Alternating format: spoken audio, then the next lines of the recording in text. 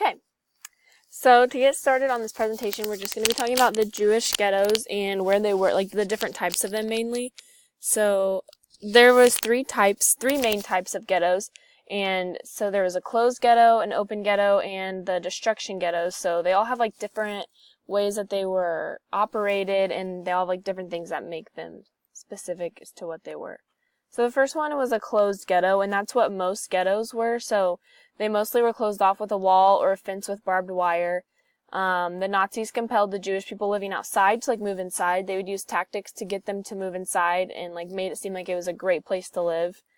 And then starvation, chronic shortages, severe winter weather, inadequate and unneeded housing. It was such a bad place to live that the death rates were so high in the closed Jewish ghettos. So the next one is an open ghetto, and this one had no walls or fences, but it had restrictions on entering or leaving, and they were marked as Jewish habitations. If you would come up to one, it would say this is where mainly Jewish people live. So it wasn't as they weren't as kept inside as the closed ghettos were, but you could not leave and come and go as you wanted.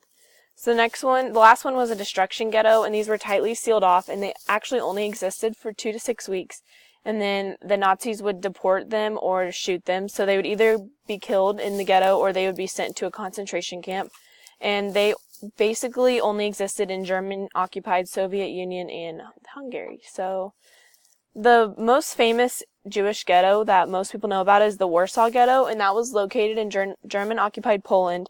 This one was huge. It had more than 40,000 Jewish people who were kept inside, and it was only bigger than 1 square mile, so it wasn't very big, and there was tons of people just living on top of each other.